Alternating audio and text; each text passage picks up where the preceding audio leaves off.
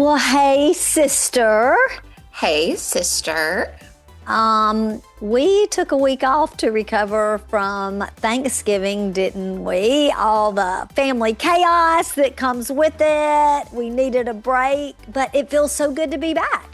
It does feel good to be back, and we needed to recover and just kind of bask in the enjoyment. You know, it's hard to come back from a break.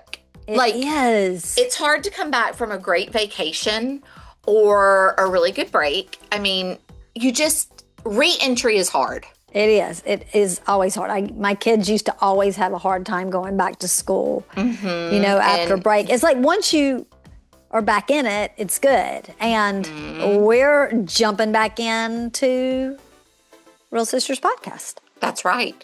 Jumping back into the schedule of real life. So once the leftovers were all gone, which we had a good amount of leftovers this year. In fact, we got to bring some home and the dishes were washed.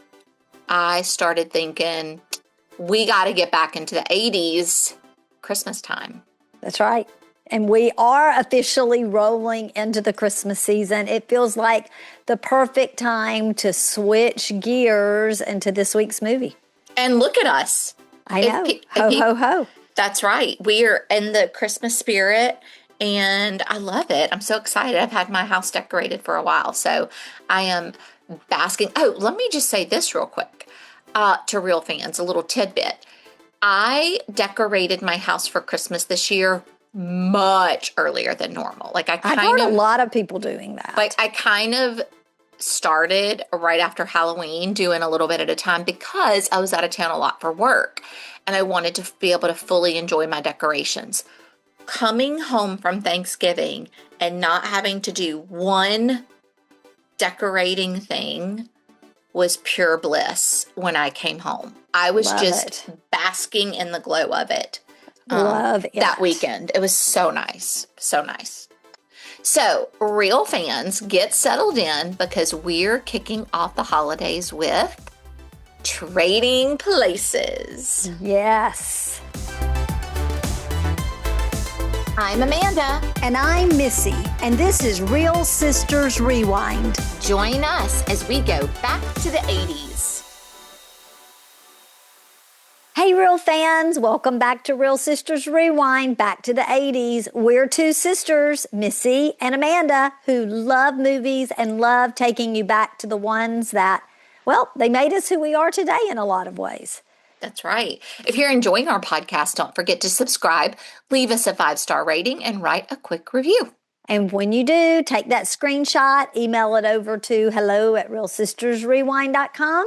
And Amanda will mail you a Real Sister sticker as a thank you from us. I would love to do that. So let's rewind to 1983 and step into Trading Places. Trading Places hit theaters on June 8th, 1983. Sister, another Christmas movie in the summer. So here's a question. Is this really considered a Christmas movie? Or is it like a Die Hard? Like it's called a Christmas movie? It definitely is called a Christmas movie, but over the years, it has become, in countries around the world, considered a Christmas movie. Okay, so real fans, I would say, it's not like a Home Alone.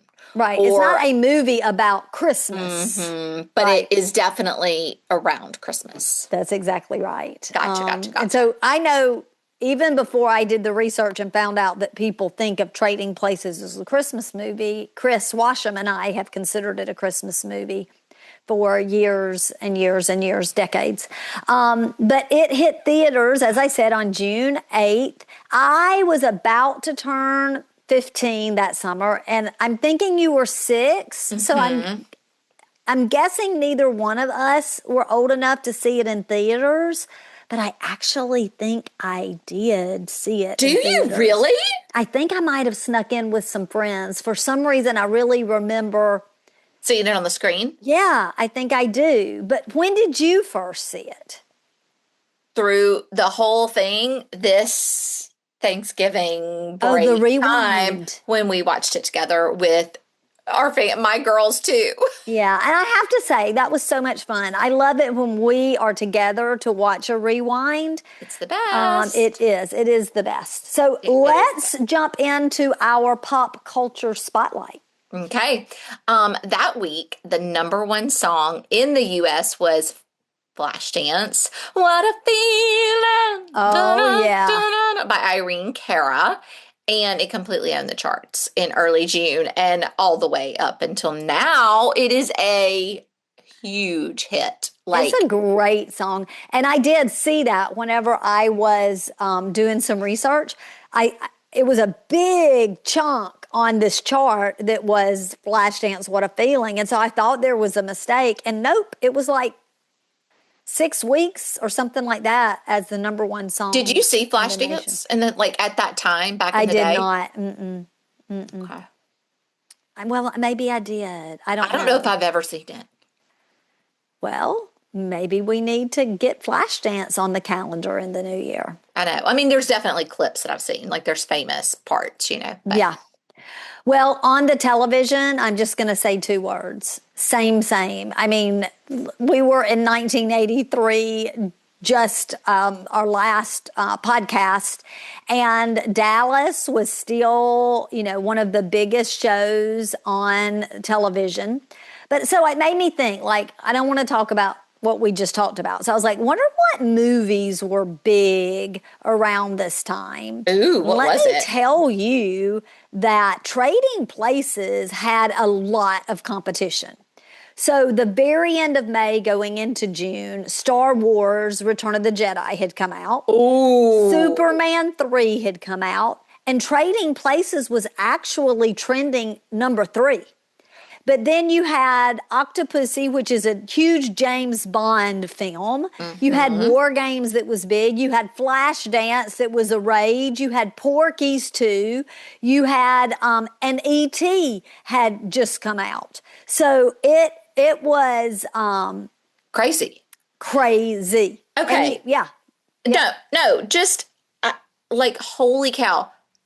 I would be thrilled if this many good movies would come out just in a year. Oh my gosh, I know it. Not even just like around the same time. Mm-hmm. I mean, within 12 months of each other. Yeah. I would be excited. Yeah. And I have to say, my husband Eric wants us to do Porky's so bad. We need to just let him do Porky's. Talk about trading places. We need to trade places with Eric and just let him do Porky's. Yeah. Uh-huh. I don't think I can do Porky's. Even parts of this, I'm like, oh, I don't know if I'm going to be able to talk about that on the podcast. Ooh, yeah. Yeah, I'm seeing the list. It's a lot. Tootsie's in there too. I know, I'm telling you, it was the year for movies. Wow. Awesome. Okay. People Magazine, you just mentioned Return of the Jedi. I did. Of course, it was a absolute phenomenon, like the whole thing, the trilogy. And so on People Magazine, we have Carrie Fisher, and it says sort of in that movie lingo, like Carrie Fisher of Jedi. And you see Jabba the Hutt behind her, and she is in that kind of sexy bikini outfit that they had her in. And that was kind of a little bit controversial. We talked about that because it was very controversial when we did the rewind. Uh-huh. It also says, by the way, has Deborah Winger's name on here. Deborah Winger's Gov Love. I don't know what that means. But I think she was dating the governor of California. Well, whatever it was, I'm sure she was like the mistreated lady. Like her, like that's her MO. So maybe I'm sure it was a bad living out her typecasting. I'm sure it was a bad relationship, and she was just funny. Like, it was like a toxic relationship. No okay, doubt. For Do You Remember, I have just a question for you. Okay. Do you remember a favorite Christmas gift from the early 80s? Early 80s, yes. Okay, let me hear it. I mean, this is sort of like a gimme. This is low-hanging fruit because I did finally get a real Xavier Roberts Cabbage Patch Kid, not the craft fair Cabbage Patch Kid. Yep. from the early 80s. In fact, I ended up getting multiples, but just its own little standout in the early 80s. I mean, really early 80s, I got my banana seat bike, pink banana seat Mm-hmm. bike with a white basket on the front with flowers on the basket. And I was just over the moon thrilled. I loved that bike. I rode it all over our little country land to our grandparents' house on the dirt road in the driveway, and I just loved that bike so much. It was a Well, really you exciting did. gift. Hmm. Well, I never really I learned know. to ride a bike. I So know. I for know. me, would not have been that exciting. The one thing that came to my mind is, our mom did not see any sense in buying a $50 shirt with a polo horse on it. Sure. And so I didn't have a closet full like many of my friends, but I did get a polo shirt for Christmas in the early 80s, and I thought it was pretty special. Did you have a polo? I did. I had. I'm trying to remember. I think mine were polos. They were definitely polo style shirts. I think they were real polos though. And I had a light yellow one with a turquoise Yep. horse and a turquoise one with a light yellow horse that you tried to get me to double up. Oh no, you did double them up and lift And both collars. well, you made me lift the I know I collars did because I because wanted you to look cute. and I was didn't like it. And that's the time you told me it hurts to be beautiful.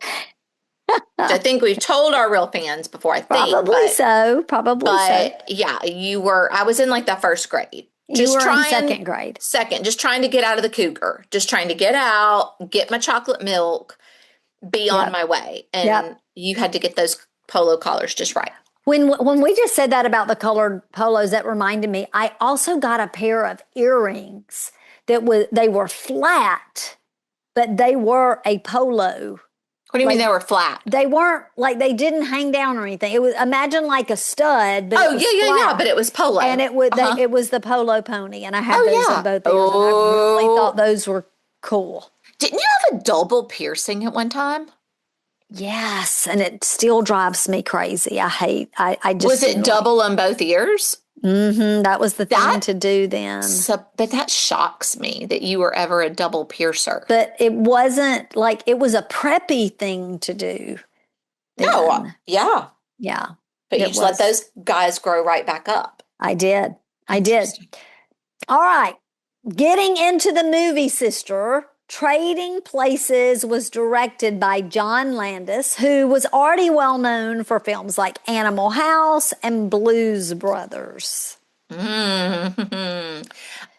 You know what? I don't think I've ever seen Blues Brothers. Oh, I'm so embarrassed to admit that, I but have seen that. I've seen Animal House. Is that Yeah. 80s? We should do Animal House. Animal House It and may be Porky's. 79. Okay. Animal House may be late 70s. Shoot, I was going to say We'll we have to could do check. Animal House and Porky's, like I don't know, like comparison. Aren't they both kind of like Maybe. Yeah, wild? maybe. All right, the screenplay was written by Timothy Harris and Herschel Wingrid. And I don't know if I said that right, but maybe. The story was loosely inspired by the classic like rags to riches idea comedy from the 30s and 40s. Yes. And of course, if you live on Earth, you probably know that this film stars Eddie Murphy as Billy Ray Valentine. This was only his second movie, sister. You'd never And know it. this performance helped really cement him as one of the biggest comedy stars of the decade. He was only 21 years old when he filmed Unbelievable. this. You would have never known. Like, I would have never guessed that was only his second film. No, would you have guessed he was 21? Probably not. No, to me he looks much older. Mm-hmm. Yeah, actually, you're right. He does look quite a bit older. Well, Dan Aykroyd plays Louis. Is it? They say I can't remember. No, they say Well, Louis, they say right? it both ways. Yes. I mean, I guess formally it's Louis Winthorpe. Winthorpe the third. I think they say one of them. Eddie Murphy says it one way, and Well, Jamie Lee Curtis calls him Louis. Louis. Okay. Yeah. The privileged commodities broker whose life is upended by the Duke brothers' scheme. Poor It guy. is indeed. And then we have Jamie Lee Curtis, who appears as Ophelia. She's savvy and she's self-reliant, and she is has an alternate work style, I guess you might say, but she does help Louis. And I will say this: her role, this earned her, I think it's called BAFTA award for Best Supporting Actress. Oh, cool. I will say, to lean into what you're saying about her alternate lifestyle, this will help folks. Like, if you have never seen this movie, to really kind of, and I thought this was kind of also spoke to her character, like the character of who she was in the story. She didn't have a pimp.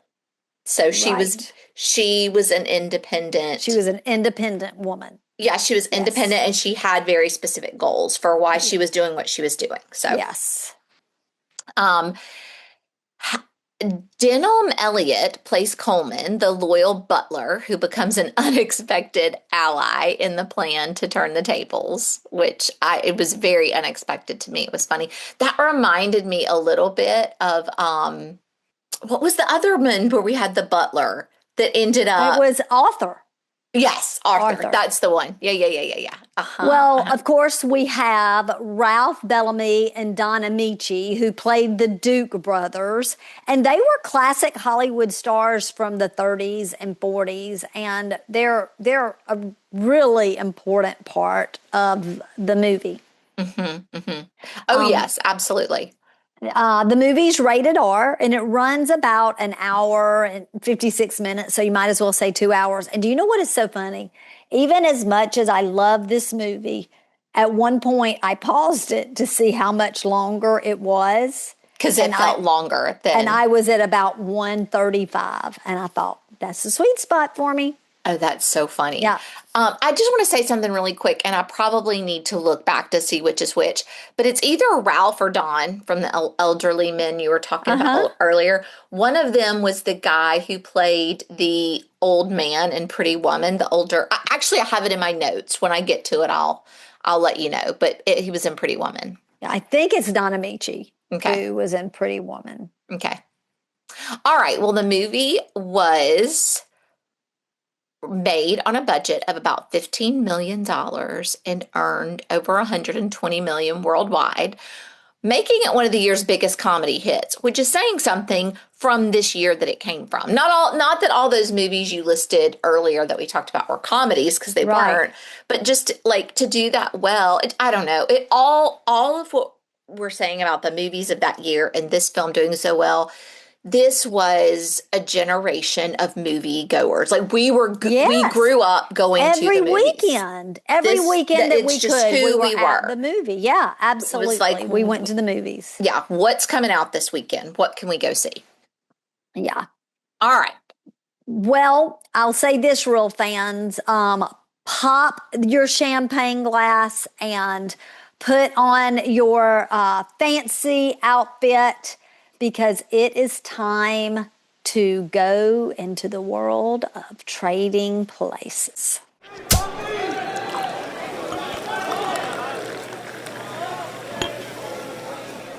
All right, real fans.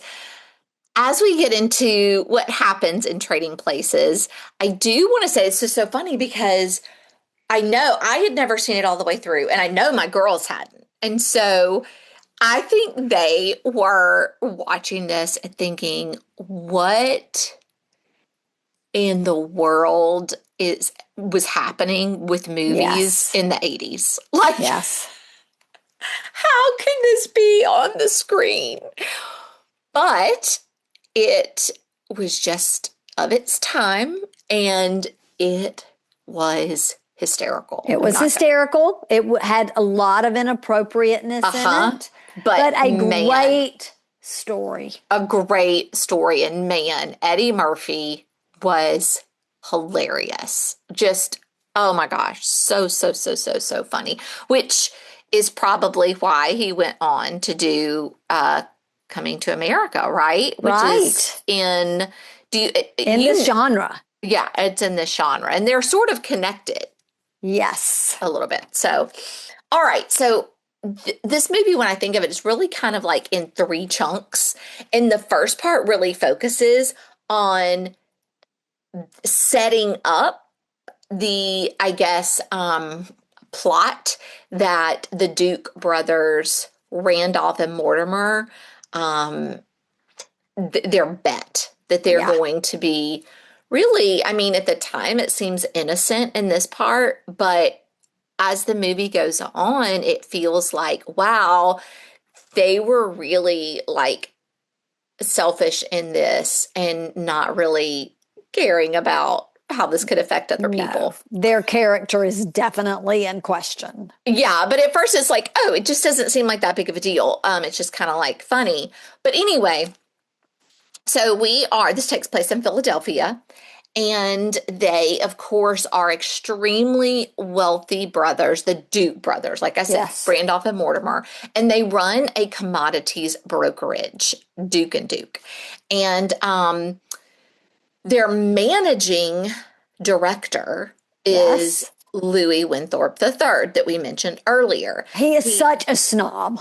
He is so snobby. Like all the characters in this movie are very over the top. They play into the stereotypes. Exactly. They all very much, it's all very like play into the stereotypical character, which is what makes it so funny. Yeah. So he's this very snobby man who lives this life of privilege, and he has a lavish home and a butler, that's Coleman that we talked about earlier, and he's engaged to a very snobby, whiny, snot fiance, Penelope.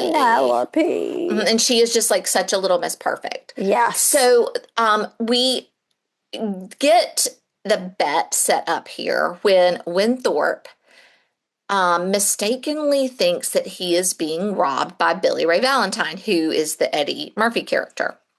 Can I interrupt here and say that when we see Eddie Murphy at the very beginning of this movie, and he is faking being like a homeless person, a Vietnam veteran, and he starts calling out the unit he was in, and he's asking for money, and then when they pull him up, he really isn't handicapped and lost his legs in battle. Like, it's horrible what he's doing. The way he plays it is so funny. And it really is, it is hysterical, but he's also got a brilliance about him.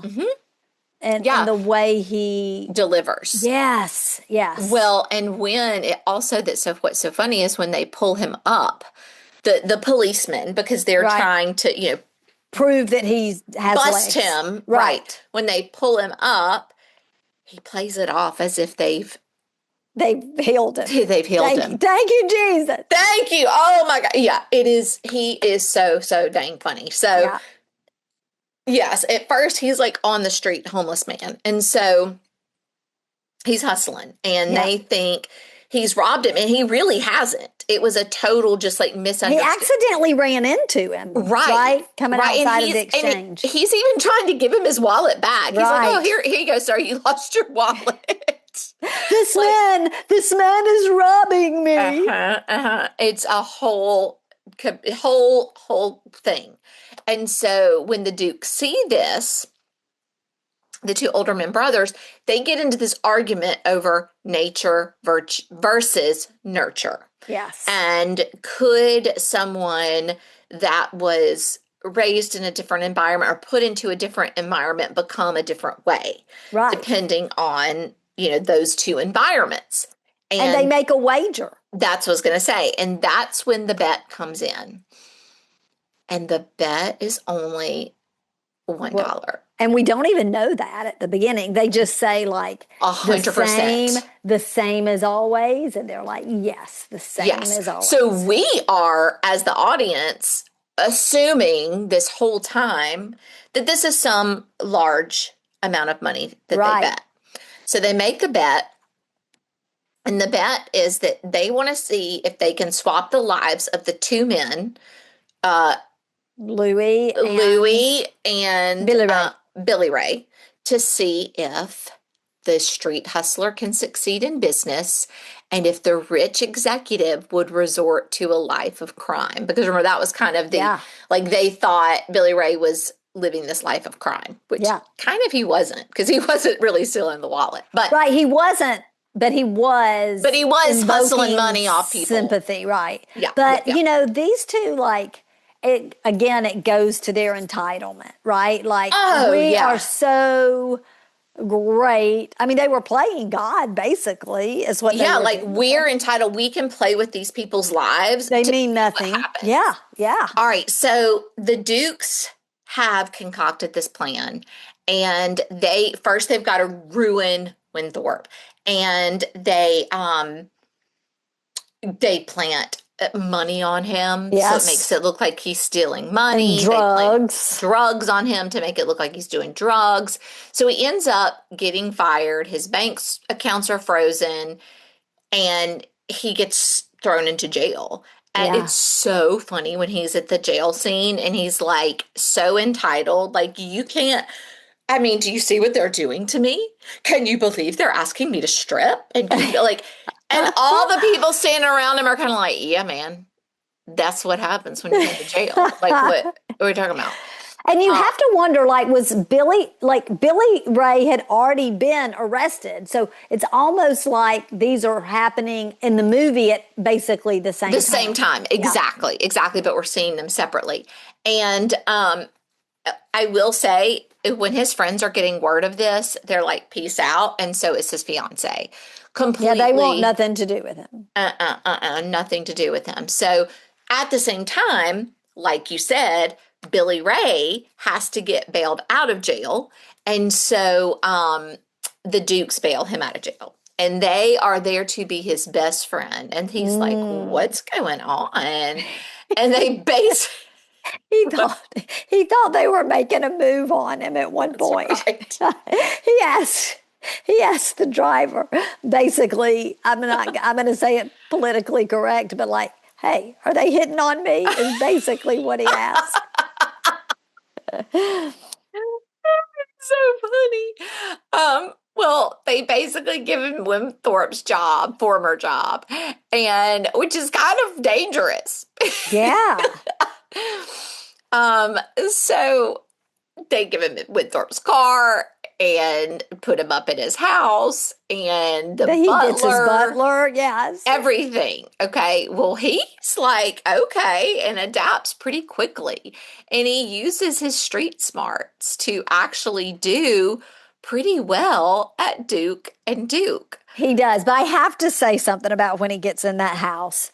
And they're like, he's like, this is, all right, this is my house. This is my house. And he's like, that's my stereo. Yes. He's pointing to all the things. And he's like, this is my vase. And he picks up the vase and he's like taking it hand to hand like a basketball. And then it drops. And that scene where he figures out that he's got a new house and a car and that is my favorite scene of the movie, when he is like not believing that this is happening to him. Agree. And he drops, or go ahead. No. Well, he drops a vase during that part too. When he's doing it like a basketball. And then because of the way they claimed it on insurance, they're like, he just made us $15 million or something like that. Yeah. And he was like, is that a fake? And they were like, no, it's about $30,000. Oh, yeah. He also has a party at the house. And isn't it interesting? Yes. When it's his house and he's got all of his friends that are there and they're being disrespectful to the carpet and to the things, he's like stop it, stop it, stop it. And Yeah. finally he cancels kicks him the party. out. Yeah, he kicks him out. He's like, you're not going to disrespect my stuff. I know. Yeah. It's really funny. Yeah, it is. I was thinking that too. I was like, it reminds me of children, of our kids, right? Yeah. Like when they buy it and it's theirs, they're a Yes. lot more protective of it. Yes. One thing I want to mention that I did skip over that I think is important, just a little tidbit because it's going to come back, is when Winthorpe is still in his office, in his role, there's a moment, he's the person who prints all the payroll checks, and then he takes them to the Duke brothers to sign. And as he's printing them, this is the very beginning, he takes them to the Dukes to sign, and he's like, hey, I wanted to bring this one to you. I wanted to bring this one up to you because I don't recognize this person's name. This person doesn't work at the company. Right. And they're like, oh, we'll handle that one, no problem. And it's sus, but we don't really know for sure if it's sus, and if it is, how it's sus. But we're suspicious. So I think that's important. For sure. Yeah, it is important. I'm glad you brought that up. That is important to name. So as we were saying, Winthorpe is destitute. He is completely hit rock bottom. And through this process, or through this time, he befriends Ophelia, who is actually who got him out of jail. Because I think she was getting out of jail maybe from being busted or something. Like she was up there as a lady of the evening. Mm-hmm. And she gets him out of jail. Right. Oh, I know what it is. They set her up. Yeah, that's right. She was part of the setup. That's right. How did we forget that? That was an important part. I know. Sorry, real fans. You're right, because she remembers the guy who sets her up. Right. But she gets him out and actually befriends him. I think she feels sorry for him and knows that this is a bad situation. And she agrees to help him in exchange for financial reward once he gets his life back, because she does know he's got money, truly, and that he has a financial brain to invest and get money for her in the long run. And she's planning on getting off her back and retiring soon. She's saving up for that. 100%. This is an investment for her, she says. Yes. And she's actually saved, she talks about all of her finances, and she's pretty smart. Yes, she is. Or go ahead. Well, I was just going to say, you know, we see her at the beginning and she's got on like her red, kind of a Marilyn Monroe shaped type wig, except it's not blonde, it's red, and a lot of makeup. And of course, she's got on sexy, revealing clothing and all of this. And so it's very obvious that she is a prostitute. Yes. But over time, things change. And so I'll say more about that maybe on the other end of the podcast. But she starts out playing her role well. But I would say even in the first scene, we've been looking at her and she gets home, and the next thing, when she takes off that wig, it's almost like the first piece of transformation that we see of her. Like, hey, I'm smart. I'm going to invest in you and help you. And you're going to help me. Yeah. Yeah. We also see that relationship beginning to evolve because he comes down with the flu or something very early on while he's staying in her apartment. And she takes care of him. And I will, as a sidebar, say that once again, the 80s are not afraid to bring on the nudity. I mean, because she just strips right down. I mean, no, let's just strip. It's the 80s. What the heck? We're unhinged. Let's do it. Let's go. Right. Let's show some boobies. Okay. So, like you said, this is set at Christmas time. So there's a lot of like festive things happening. And during the company Christmas party, Winthorpe has become desperate. And he attempts to frame Valentine by planting drugs in his desk. And it's literally like everything you could have. It was just like He's just like throwing stuff in there, like whatever he can. Needles, Yeah, like pills, whatever he joints, can throw whatever. in Like he's there. throwing it all in there to frame him. And he gets caught, and it's so funny in the moment when he gets caught. He's so desperate. He's like, "Look, here's a needle. Here's a, you know." Yeah. But in the interim, the way he got into his office is because Billy Ray had found a suspicious check and Yeah, was working during the Christmas party, that's thus, right. right, kind of edifying the nature versus nurture. Like, look, he's working on During Christmas Eve. Christmas, But he yep. did go question a check, which is a nod kind of back to what you said at the very beginning of what Winthorpe had found. So that when he's gone, that's when Winthorpe gets in to plan all of this. Yes. And so this also helps the audience know Winthorpe and Billy Ray know that there's something they've both in their mind are thinking something seems a little off with the paycheck to the person who's doesn't is not employed at the company. Yeah. They're both onto that. Can we talk about Winthorpe here for a minute beyond just putting the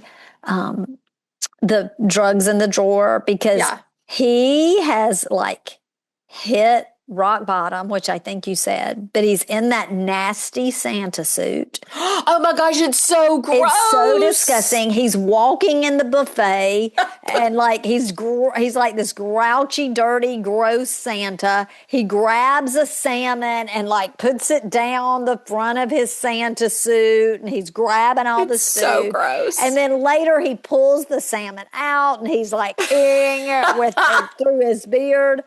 Oh my gosh, dirty beard. That part is so gross. And so it is obvious, this is the part where it's really obvious that something's changed because he has hit rock bottom and Billy Ray Valentine is working on Christmas Eve through the party looking sharp and being sharp. Yes, because that really was the bet.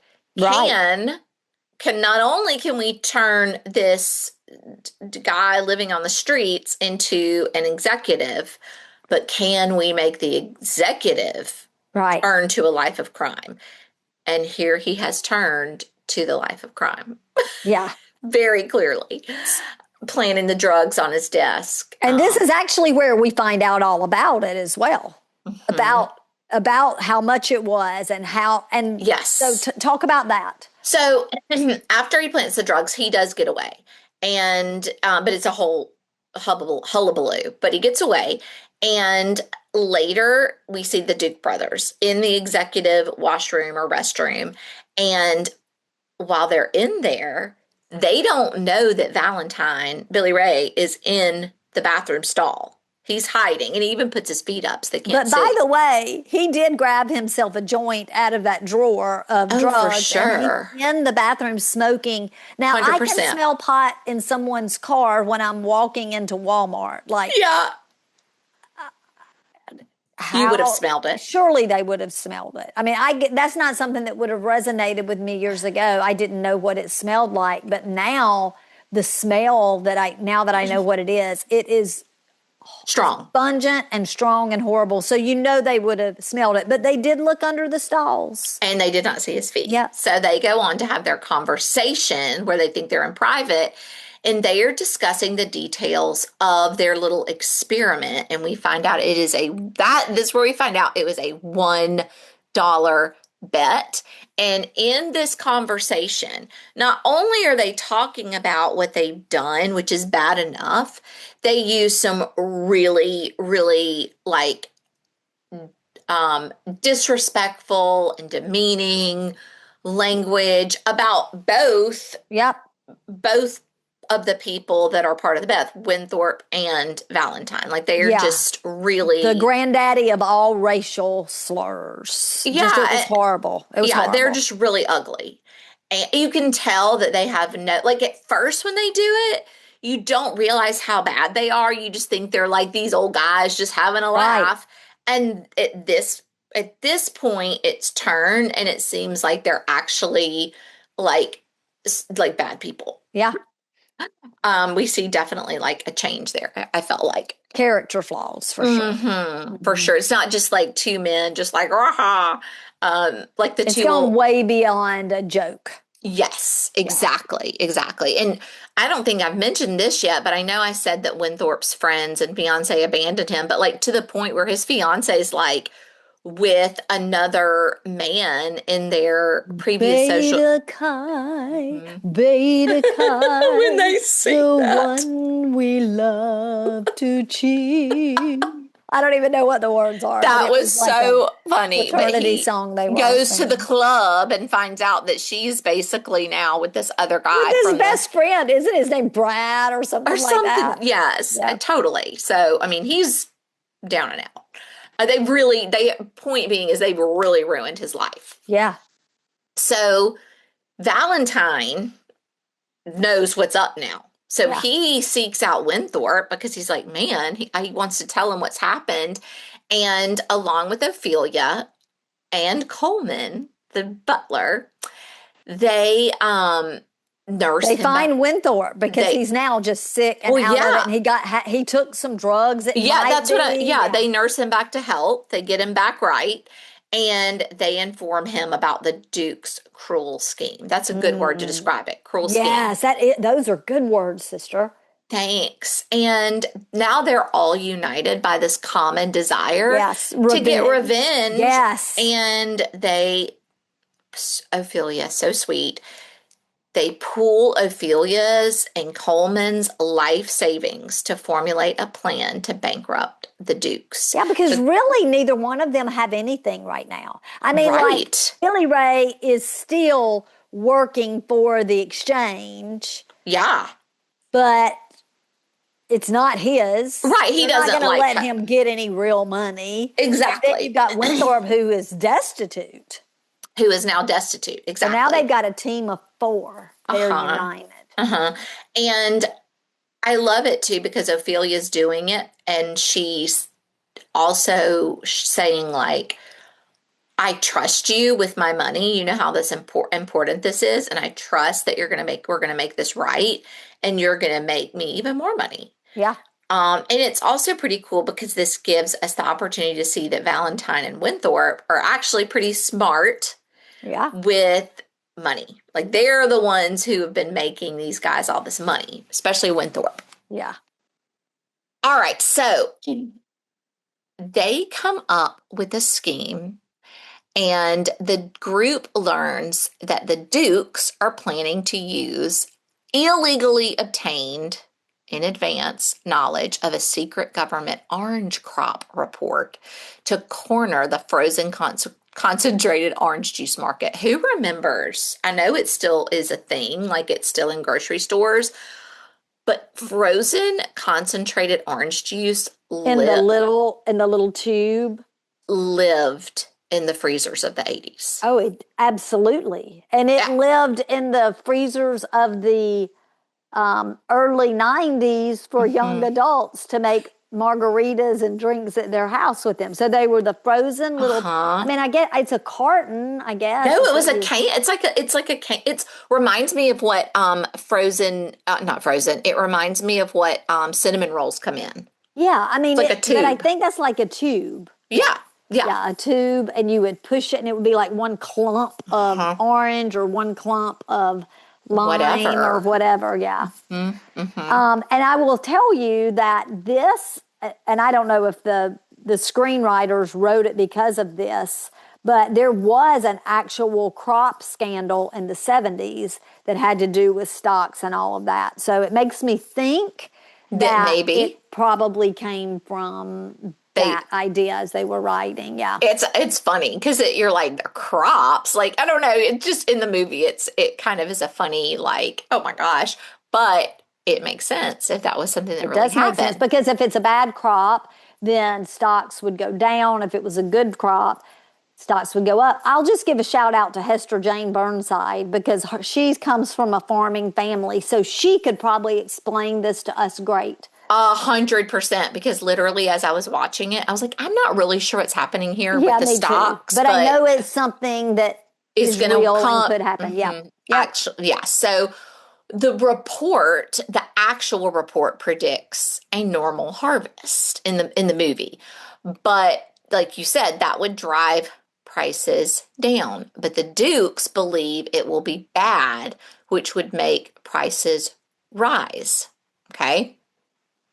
That's the movie, what it says in the movie. But I don't understand all that. So it's a little confusing to me. But that's what's going down. So on New Year's Eve, our four heroes. Good guys. Let's call them good guys. Yeah, we can call them heroes. Our four heroes board a train carrying Clarence Beeks, the man with the real crop report. They know he's the one who set up Ophelia. Right, and he's the name who was on the check that both Winthrop and Billy Ray found. Yep, and so now we know who Clarence is. Yeah, so they are on to him and on to the Dukes. And he looks like a Columbo, like a Pink Panther kind of character. He wears a little fedora and the big coat, and he's he's so big, like he's trying to be a CIA agent or something. Well, it's like he's the shady man that he is. Yeah, for sure. So they disguise themselves on the train, and they are all different. They've dressed up in different characters. Because I'm thinking at this time we've made it to like New Year's. It's like New Year's Eve time. Right, it's New Year's Eve. And people are dressed up on the train for that. And there's a big New Year's Eve costume on the train. Right, exactly. So they all are in this one train compartment, which is hysterical. And with Clarence Beeks. That's what I mean, with Clarence Beeks. Like they keep coming in the train compartment with him, and he does eventually get pretty suspicious. Long story short, there are some shenanigans that happen on the train, and they end up in this like cart area where there is a real gorilla. Right. Well, not a real gorilla, a puppetoon gorilla, but it is in the movie a real gorilla. In the movie, he's a real gorilla. Right. And he's in a cage. They're like transporting this gorilla somewhere. And they end up getting Clarence Beeks locked in the cage with the gorilla. And Clarence Beeks, by the time they get him in the cage with the real gorilla, they have him in a gorilla costume. Yes. So now it's the real gorilla and a Clarence Beeks in a costume in the cage with the real gorilla. Yep. And the real gorilla likes him. A lot. Likes him a lot. And so they've taken care of him, so now they can go take care of the business they need to take care of. They deliver the forged report predicting the low crop yields to the Dukes. On the trading floor, the Dukes, believing they have their inside information from Clarence Beeks, commit all their holdings to buying orange juice futures, driving the price up. Other traders follow in their lead. They're going to do the same thing. And Winthrop and Valentine then begin heavily short selling the contracts at the inflated price. So the actual accurate crop report is then broadcast, revealing a normal harvest. The price of orange juice futures plummets instantly. So it goes down as the Dukes traders panics. Winthrop and Valentine buy the contracts at new rock bottom price, fulfilling they're making money. A ton of money, fulfilling their short selling obligations and making an immense profit. Now the Dukes are unable to meet a margin call and are left with massive debts that they don't have the money to pay for. And it's basically going to bankrupt them because they don't have the money to pay the debt. They're ruined. And, they show up on Coming to America as homeless people on the street. So that's a great kind of tie-in. That's to those their two connection. Movies. That's right. I know. I love that. I love that. A couple of things. Let me tell you this real quick.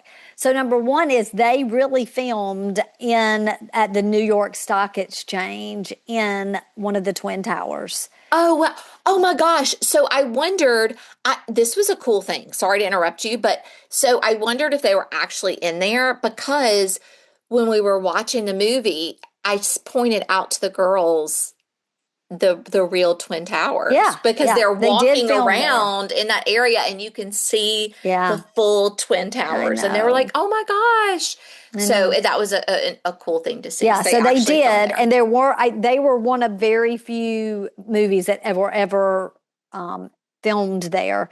And then the other thing I was going to share is that it's one of the last filmings anywhere where before the digital age of trading happened, where people were in there with the papers. And I don't know how anybody would ever know what is going on there. I mean, I don't even know how you could be trained to know everything that was going on. And how would you even know if what you're writing on the paper is actually happening or getting to the person it needs to get to, because you're just like throwing it in the air. It's crazy. It's insane. I was like, I don't understand this. But bottom line, our heroes are rich and the dukes are destitute. Bankrupt. Yeah.